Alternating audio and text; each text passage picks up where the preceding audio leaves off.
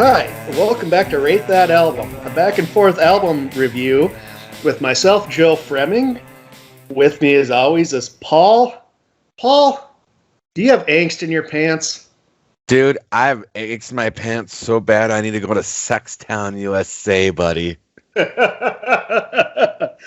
All right, so we're discussing the 1982 album, I believe, the 1882 album by the band Sparks called "Angst in My Pants."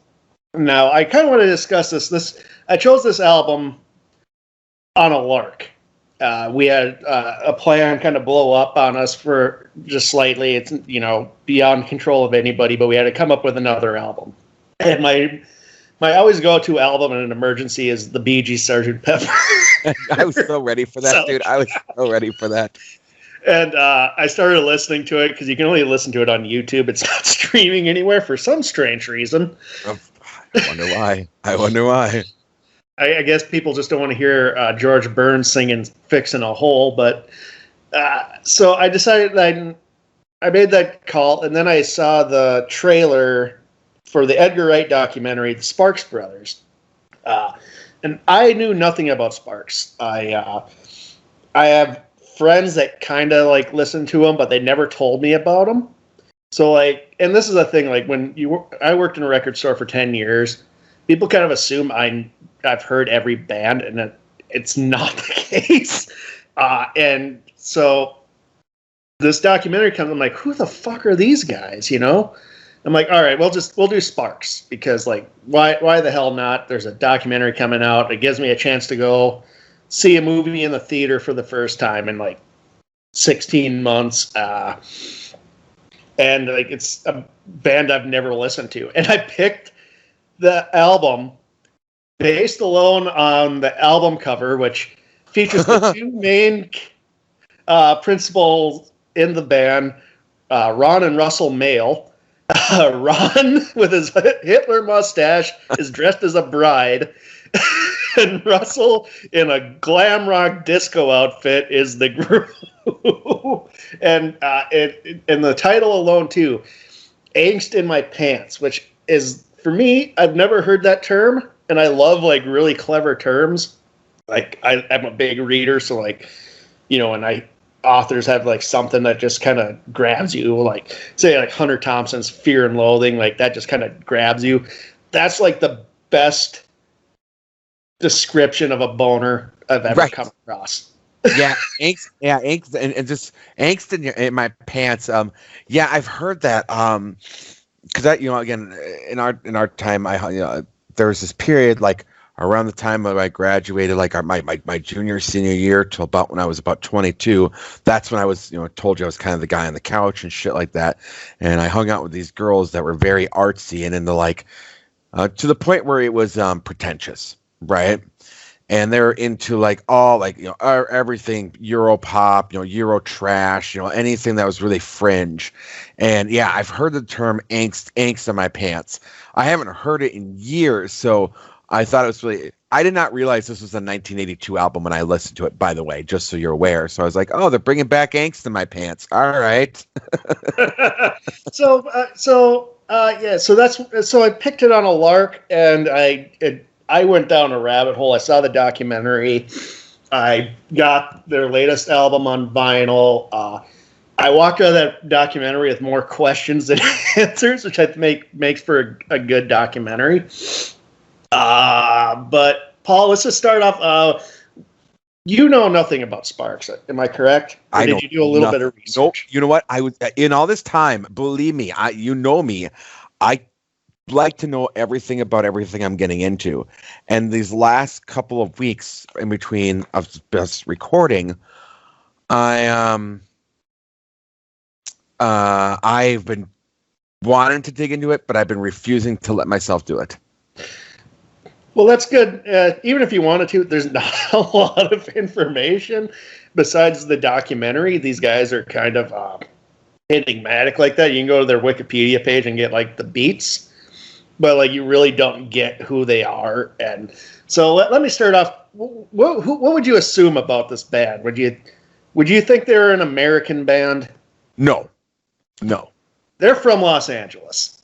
What? Yep. No, I would wait. No, Yeah. no. I really thought this was a Euro band. Yeah.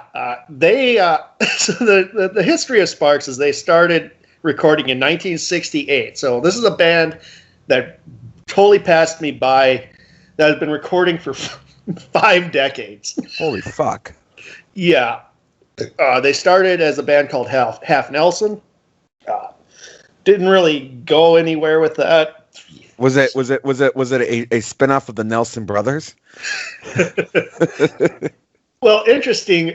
They changed the name. The record company changed the name because they're like, well, maybe it's the name that's not selling you guys in the States. They're like, well, you guys are funny. You like the Marx Brothers. Why don't you call yourself the Sparks Brothers? And they were horrified by that. Oh, God. So they settled just on Sparks, and they do get their first hit of success when they moved to the UK and got a British backing band behind them. Okay. So that there is like a reason why you assume they're British, because they have a very British sensibility. Very much so. Very much so. Yeah. So, and there's a bunch of waves of Sparks. But the first wave is kind of like glam pop rock, very kind of like in the vein of like, the contemporaries would be like similar-ish, would be Queen maybe with the falsetto vocals, but T-Rex a little bit. They're very weird. They're very much their own sound. And as you kind of talked about, like, the 1982, very much ahead of their time. So when we're talking about this era, in 1979 they released a synth electronic dance album called Number One Song in Heaven. About 5-6 years before Depeche Mode, New Order, these other bands. These bands just pretty much heard that album and just ripped them off. So they're like very much ahead of their time. So we're in like kind of the synth pop era, which again, you listen to some of these songs in this album, like, man, if that was like released in like 1985, I could see that as a hit. But by 1985, they're already doing something else. Wow. Holy fuck. Yeah, they're doing Angst in My Pants. Yeah. So we get to so we're on Angst in My Pants. I could go through the whole history of Sparks, but I would highly suggest people watch the documentary. It's really good. Like, they talk with like a bunch of bands that are just like, yeah, like, I don't know why anybody doesn't know about them. Well, like, fucking talk about them, and then maybe people like quit making them a secret. God damn it! Right. All right. So, Paul, let's get. What are your first thoughts on Angst in My Pants? Okay. So, as I alluded to in the beginning, first of all, when I was listening to this on a trip up to my in-laws. And your in-laws are very liberal, right? No. Opposite, sir. Opposite. If you like gave them this album as a gift, they might not appreciate it. Exactly. They might not appreciate it. No, I was listening to it on the drive up there, and I was going along with it, and then I was like, God, about songs 5, 6, and I'm like, man, everything sounds the same. I was starting to get a little annoyed, and then I'm like, God, I gotta listen to this thing. And then I realized, I looked at the thing on it. I realized this was released in 1982, and then I was like, holy fuck, I was all in again, because I really thought this was an album that came out like in the last 4 years. It doesn't have that that 80s sound that you get from the 80s. Like, we've talked about that on numerous of our podcasts. This avoids that 80s sound. And I mean, this has got Devo written all over it. This has got Europop sensibility all over it. This has got some Zappa all over it. It's just amazing. It's just amazing. Yeah, and it's weird. And like you said, it's not this like and it's very popish, which is like another. I mean, it's hard to like compare these guys to another band because they kind of just made their own sound.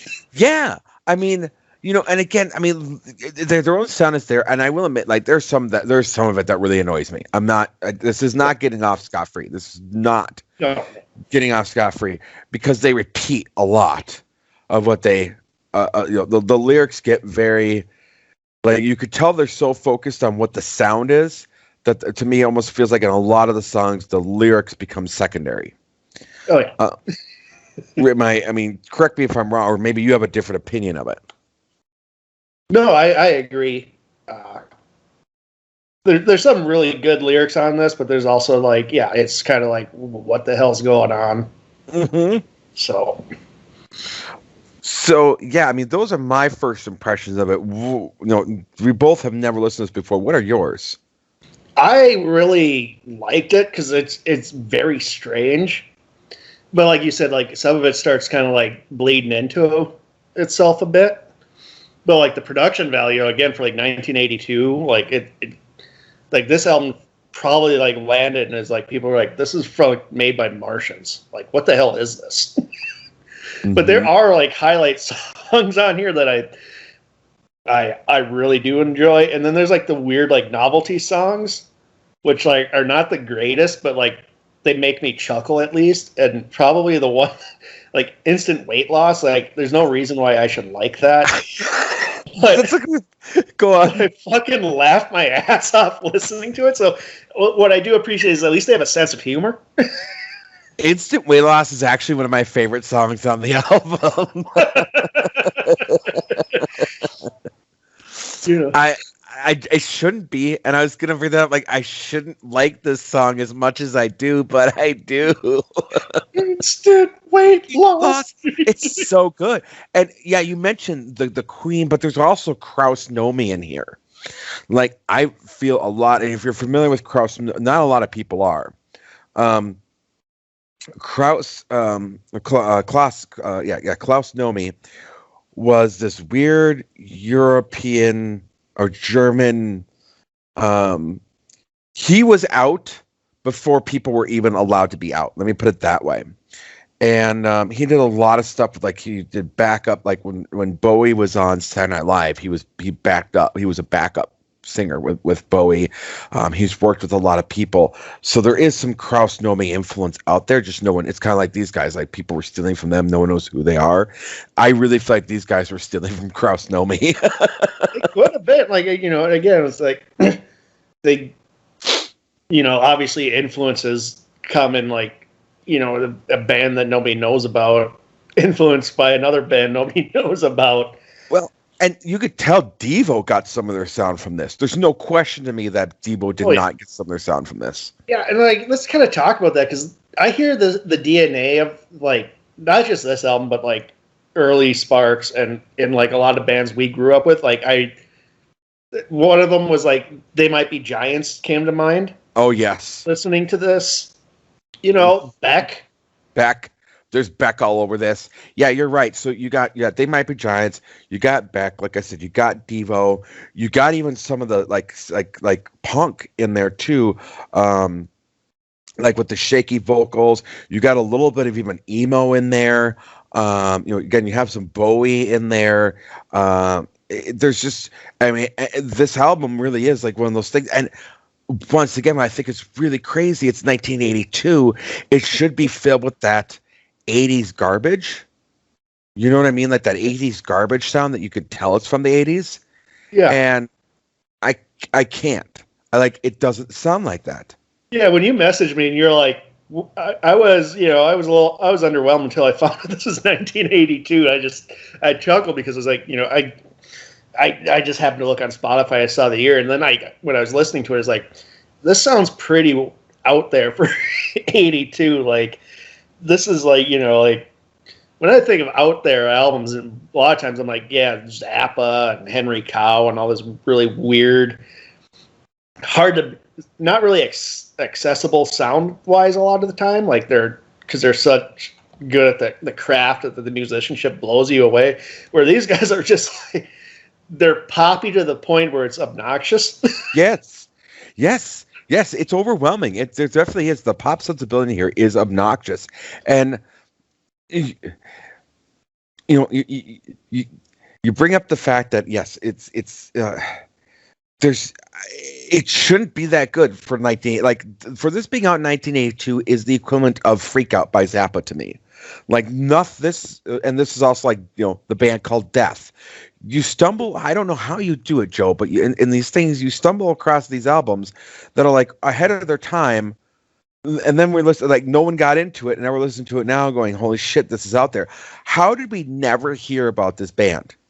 That's another thing too, because I worked at a record store, and I think maybe once or twice my buddy Dan would say, yeah, Sparks is pretty good. Like, he really likes Sparks. And I was like, okay, and then I went back to work, and then I was just like, then I started, I was on Pitchfork, and I read, Edgar Wright's going to do a documentary on Sparks, and they had a picture of the brothers, the one guy's kind of like, he's like, it's kind of like the Cheap Trick thing, where, the two guys are really good looking, and the other two are schlubby. Yep. Except the other guy looks like a middle-aged hybrid of Hitler and Walt Disney. Yeah, he does. He looks like a Hitler Disney. I'll give you that. So I saw that, and I was like, that's interesting. I should probably give them a listen. And then I never did. And so, right after I panicked, and it was like, yeah, we're not doing Sgt. Pepper because that's like a double album of a lot of shit that I don't think I was able to sit through. Yeah. Not at that time. I picked this, and I was just like, this is weird, and nobody knows about it. And now they're getting their kind of recognition with the movie, which I think is good, because you see, the movie is interesting. At one point they stopped working for 6 years because they're working on a movie with Tim Burton. What movie? It never got made. Oh. Well, a Tim Burton movie that never got made? No, not a Tim Burton movie. And yeah, so they have a movie coming out in August, starring Adam Driver. Oh man, what's the name of that? Oh, wait, the Sparks do? Yeah, the Sparks do. They have a movie. Annette. The movie's called Annette. With Adam Driver? With Adam Driver. Oh my god, I'm gonna have to see this movie. Yeah, I mean, these guys' story is so. What do we know about this movie, Joe? Tell me about this movie. What do we know about it? Musical, as far as I can tell. I don't know. I can't make any heads or tails from the trailer. Yeesh, you might have to tell me about it, because I struggle with musicals, bro. I'm not a big musical fan, but if anything else, another piece of information that might confuse you, Paul, is they made an album with Franz Ferdinand. In 2015, FFS, Franz Ferdinand Sparks. Okay. Yeah. So, why did I never hear these guys? Okay, hang on. What is this album? What? Yeah. What? Yeah. I like Franz Ferdinand. How did I not know about this? No, I didn't know about it until I was watching the movie. I was like, holy shit. What? That movie, watching that documentary was like me basically being utterly baffled for 2 hours. 2 hours and 2.5 hours. Like, wait, what? How did I not know about any of this? Yeah, I'm confused. I really am. I love Franz Ferdinand, actually. Yeah, well, if you want to listen to the album's on Spotify and YouTube, if you ever want to listen to it, it's called FFS. Yeah, I will have to check that out. I will definitely check that out. Have you listened to it? I know we're listening about a different one, but you got I went down and I listened to a lot of their albums. They have about 25 albums, Paul. So like it was just a crapshoot just grabbing this one again because they have so many. It's like Zappa. They have like so many albums. It's like, well, I'm just gonna pick it based off album artwork and title. Oh wow. Okay. All right. Yeah, I'll have to check this out. But no, I mean, I will admit, I was like, oh my god, this is like getting obnoxious, right? This is getting obnoxious. This is getting obnoxious. Well, it's like it's like it's a lot of like with pop music in general. If it's getting too saturated with like the poppiness, like it'll start turning me off. So, like yeah. But I went down a rabbit hole with these guys. I've been listening to them for the past couple of weeks. They have like they have such a weird career arc, Paul. Like it's so fucking weird. Oh yeah. So yeah, they have a movie coming. Besides the documentary they made with the guy who gave us Shaun of the Dead. So Jesus Christ. All right. Oh yeah, they were partially discovered by Todd Rundgren. What? Yeah, he's the one who kind of like pushed them in the 70s to like the labels. What the and he fuck? Still works with them occasionally. He'll produce stuff with them. Like the Cars, Todd Rundgren. No, he wasn't in the Cars. Wasn't he in the Cars? You were thinking of Rick Osakis. What's that? You're thinking of Rick Osakis or whatever. No, I'm thinking of Todd Rundgren. Todd Rundgren was in the Cars at one point. He could have been. I don't know. All I know is like he was like a big shot. Played with them or something. I don't know. Yeah, I think he played with them because he got. Yeah, I remember because he got on from back when he had the Colbert Report. It was like one of the running jokes was like he had Todd Rundgren on his like his shit list thing, but they never explained it. That's right. Is it because it was of the like sparks? Bears was number one always. Like down the list was for some reason was Todd Rundgren. Oh God, this is yeah. That's okay. Yeah, we need to find out more about these people because this is. I mean, we're getting way off track here, but I enjoyed this album. I mean, again, I know it sounds weird, like it's one of those things where it's like, yeah. At first, it's kind of like it's overwhelming with the poppiness, but then it does that earworm thing, and it starts like spreading to your brain because I was kind of like that at first, and then I'm like, oh, I'll listen to it again. And then I went to bed, and I woke up and I'm like, I should probably listen to that album again just for the review. And that just kept going. I'm like, yeah. And then I'm just like, I really like this. That's what happened to me. Like when I was first listening in the car to all that, I was like, oh my God. Then I saw it came out in 1982. And once again, that piqued my interest. And people would go, why does the year matter to you so much, Paul? And it's because of the fact that kind of shit blows my mind. Like I'll listen to something and I'll be like, God, because it sounds like so much shit that's out there. Yeah. But you realize when you go, this is 1982, you go, wait a minute, I'm listening to the prototype of something. Now my interest is piqued because how did I not know about this band in fucking 39 years? How did I not hear about this album? In 39 years, it came out the year after we were born, Joe. Yeah. In 39 years, this album never got on our radar. So, none of their albums got on our radar. Not one. Not even like they had like some like minor hits. Never heard them. Never heard them. I can see why they were hits when I went and listened to their like collection or whatever on Spotify, and I was like, yeah, I can see why this was popular. But like they just never were able to break in the United States. They were pretty big in Europe. Like they did well in Europe, but they didn't want to live in Europe, so they went back to Los Angeles. Wow, that's crazy. That's crazy. Huh. So let's talk about the highlight songs. Yes, let's do that. Let me pull it up here again. Here, 1 second. I want to pull up the title tracks here. Sorry, I was going down some rabbit holes while we were talking. That's what we do, Paul. That is what we do. So, Angst in My Pants. Okay, title track, great. I predict. I didn't like that one so much. Which is weird But because that was like the single from the album. yeah, that's weird. Like, no, there's better songs than that to be that one. You know me, and usually the third track is good. Sextown USA, fantastic, fantastic.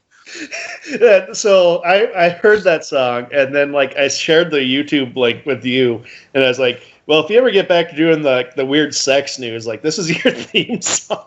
Right. And this is the other thing about this, some of the songs on here, like I go, man, this is something I should have wrote. Like Sextown USA is something I should have wrote. I'm still super pissed that I didn't write WAP, because that was like right up my alley. Like I should have written ROP. Like I'm pissed I didn't. Yeah. Sherlock Holmes was all right, but then like Nicotina, Modest Mouse, Mickey Mouse, Mustache kind of blurred together. Then Instant Weight Loss comes in. I love that one. Tarzan and Jane is just bizarre. And then the last two tracks I really enjoy. I don't know. What are your highlights? I really like Sherlock Holmes. That's kind of like the ballad, I guess. It's a slower song, and that should have been the single in my mind. Yeah. I'm a sucker for the slower ballad song, so like that one I've just been obsessed with. I figured you'd love Nicotina since it's about your favorite drug. Well, yeah, I know, but but it just kind of blurred at that point. Just blurred together at that point. But no, like my favorite is Sherlock Holmes, Angst in My Pants, Instant Weight Loss. It's a great song. It's a great song. It shouldn't be, Eaten but by it the is. Monster of Love, I love. Yeah, Eaten by the Monster of Love. The last track's really good. Decline and Fall of Me, that was, and of course, Angst in My Pants. Just again, that term just fucking God, that's such a. And you listen to the song, and it's basically like when you're like a 13 and you just popping boners all the time, and you're just hoping it goes away, and they don't. Right? Yeah. No. Yeah. like we got them all the time in high school. We had to go fucking. Yeah, you had to go give a presentation in front of the class, and you just got a raging boner. You're like, nope. Oh God, I hated that. Oh, you walk up there. You kind of hunch over as you're walking up, and the guys knew. I mean, everyone knew when you're walking that way you had a boner. You know what I mean? I fucking hated that. Yeah, and they just popped out of nowhere. All that angst in her pants. Yes. Yeah. So yeah, there's that. Nicotina, Mickey Mouse, Mustache were lowlights for me. Yeah. Yeah. I mean, but overall, for it being a 1982 album, this is really, really good. Now, I know our average listeners of this one may not. Is this something? I think they might get annoyed by this. I don't know, Joe. What do you think? It depends. It depends on your sensibilities. Mm-hmm. I like it a lot. I went down a rabbit hole. They have other albums that I'm really digging, more than this. But yeah, this was. I think it's I mean, if you're gonna start anywhere with these guys, I can't even tell you where. No. This wouldn't be the worst, I guess, because there is a lot of good songs on it. There is. There's a lot of good songs on it. Yeah, and they have totally different eras of their I don't know, man. I like them a lot. Our listeners, they might like them, or they might not. I have no idea, but I mean, I really enjoyed it. I really, really, really liked it. And I went back and I found some other albums I really liked that they did. Number One in Heaven, which is a crazy, it's like I said before, it's this crazy, electronic dance album that was made in 1979 when nobody was doing that. It's considered at least one of the firsts to do first albums like that. It's trying to think. I like it. I would if we're going to do the suggestions, I would say there's some of the songs blend together, but I think it's solid, and considering it came out in 1982, and nothing sounded like this in '82. And you can just hear like the bands that were influenced by these guys follow. I would say at least check it out, and I would say check out the documentary because that's really interesting. They have a hell of a story. I would so I would recommend it. Like I would. I mean, maybe skip through 5, 6, 7. I mean, listen to it all, all the way. But yeah, I mean, it's really, really good. It's just, like I said, for me, and the good thing is the song. None of the songs are over like 3.5 minutes. So it's not. You're not going to have like a 7-minute Kiss ballad that you don't like. So, you have that. I would say yes. I would recommend it. Did you know that these guys were on Saturday Night Live? Yeah. I didn't know. Yeah, no, Danny DeVito hosting. And they did 2 of the worst songs. They did I Predicted Mickey Mouse. If they had done Angst in My Pants and Instant Weight Loss, we probably wouldn't know who they were. Hey, man, people follow their own thing. Who knows? And that's the thing. Like when you record it, you don't. How do you know what's going to be the hit? Like a lot of artists really just don't. Most famously, I think, was when Black Sabbath recorded "Paranoid." Yeah, they thought that was a throwaway song. They ended up being their biggest hit. That's crazy because that is such a good riff. Like, why would you think that's a throwaway? That's an amazing riff. Well, if you listen to that album, there's a lot of good riffs on that. You got War Pigs, you got Iron Man, you got Fairies Wear Boots. Like, so all of them are so good. Yeah, that is the quintessential. That is the quintessential Black Sabbath album to me. Oh yeah. But yeah, so yeah, I would recommend it. I mean, these guys have a lot of songs and a lot of albums I really enjoy. I'm just not an expert enough to say where you should start, so I would say do what me and Paul did and just pick a random album and check it out. Or you guys could do what I did with Floyd, which is something I did, which was when I got into Floyd, I actually went out to the Electric Fetus and bought Pipers at the Gates of Dawn, their very first album. And then I went out and bought each album in succession because I really wanted to hear how they grew, like where they started and where they ended. So maybe start there, folks. Like maybe, go back. Go back to the 1968.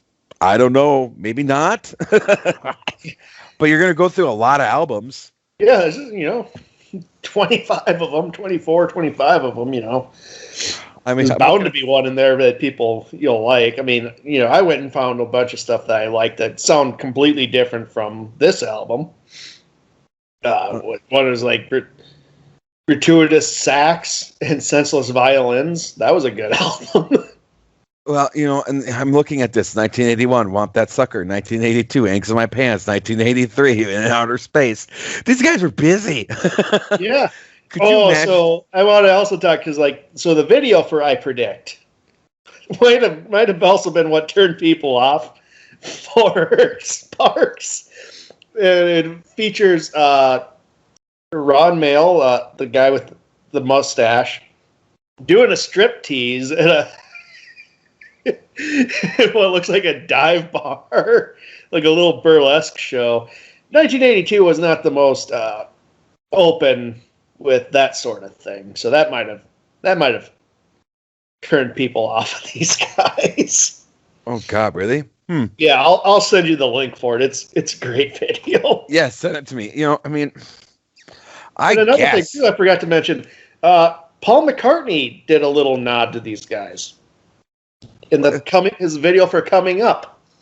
Let me see. I will message that to you right now, Paul, because I took a screenshot. That's weird. That's weird.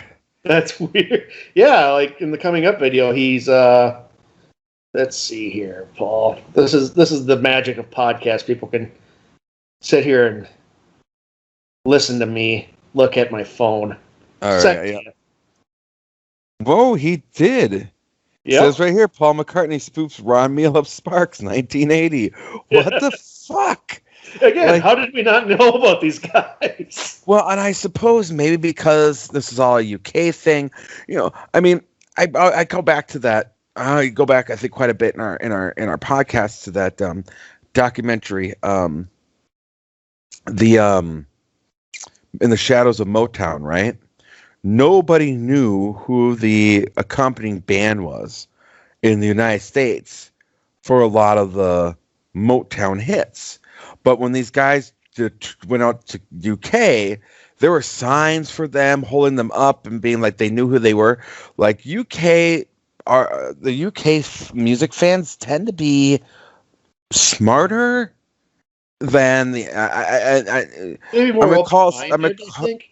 I think they're more open-minded. I think British people are more open-minded with music. Well, and I'm just gonna say it. They're smarter. They don't just look at who, like, if they hear like Marvin Gaye. Okay, great, but Marvin Gaye didn't do all the music. Who did the guitar? Who did this? Who did that? The UK fans and Japanese fans are more into that. Like, they're actually more into the music, where America tends to be more about just the name, right? Like, oh, like I love the Strokes, right? Like, I love the Strokes. Almost every member of the Strokes has done a solo album, which I've listened to. But when people think the Strokes, they think Julian Casablancas, right? Yeah, because they always think of the focal point of the band, which is normally the lead singer. Yep, exactly. So, unless you're like a duo type of thing, like Axl Rose and Slash or something like that. Yeah, but normally it's just the people who stand out the most is what becomes a focal point for people. Yeah, but I mean, most people don't give a shit about Duff. But they should. They should. The man is fucking. The guy can retire based on his smart investments with his money in the 80s. Oh, yeah, absolutely. Absolutely. Duff's amazing. Well, Axl and Slash were busy on the nod of heroin. He was getting wasted and investing in the stock market. Fucking brilliant. I love fucking brilliant. So, no, I think, I would strongly recommend this album. But like I said, just understand that there is going to be some bleeding of it. But some of the songs are going to sound the same. But at the same time, it's going to be nothing like you heard of anyways. Yeah. So enjoy the fact that you're going to be hearing a lot of what you've never heard of. Well, and it's funny. So I did another. I'm going to go on another aside here because why not? It's our podcast. So when I listened to their first hit, minor hit or whatever, from 71 or 72 called This Town Ain't Big Enough for the Both of Us, which is another, I love song titles that are like that. This just sounds like an old Western, but it's, and I was listening to the falsetto vocals. I'm like, this reminds me of that band, The Darkness. You remember them in the early 2000s? Oh, God, I remember The Darkness. Hell yeah. So I went and I typed in Sparks, The Darkness, and the lead singer of The Darkness covered that song with Sparks. The fuck? Yeah. I'm going to have to do some digging. I'm going to have to do some digging. Yeah, they're in the video with them. It's fucking just, yeah. Yep. And if people, I'll also just highly suggest watching their music videos because they're you can tell why they were even too weird for MTV at the dawn of MTV. Oh, well, was it a book or was it a doc? I think it's a book. Maybe they're making a documentary that talks about, there's a lot of things in the early days of MTV that they were really shitty about. Yeah. Well, a lot of it was, racial? Racial shit. But even beyond that, him out on that. Yeah. While they were interviewing him. What's that? Bowie called that out on them when they were interviewing him in the 80s. Yes, he did. Which got him in some trouble with MTV for a while because it's David Bowie. He's fucking awesome. They couldn't. And what does Bowie give a shit? I'm David Bowie. I don't give a fuck if you guys don't play my video. I love David Bowie for that, dude. Man, I'm sad he's dead. We lost a good one on that one.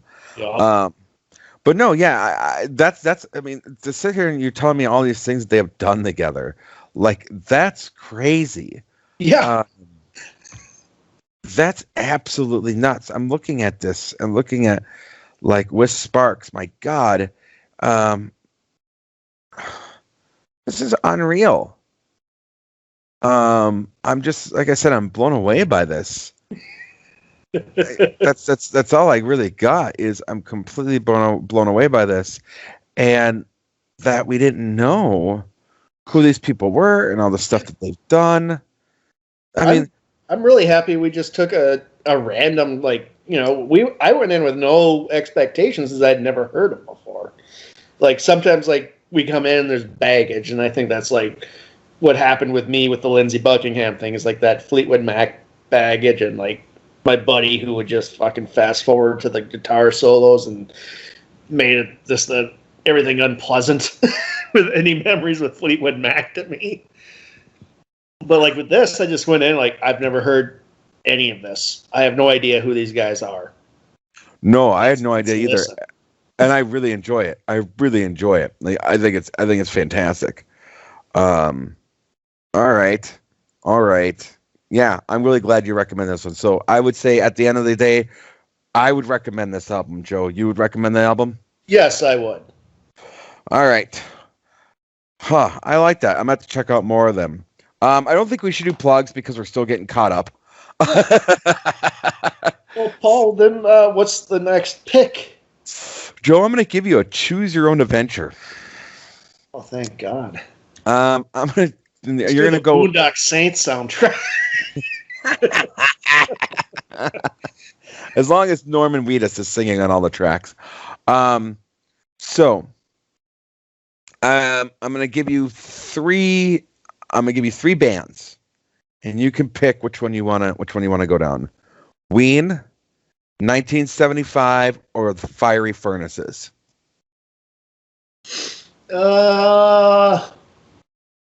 Since I haven't heard them since like the mid 2000s, let's go with Fiery Furnaces. Excellent. We're going to do their album Bitter Tea. All right, let me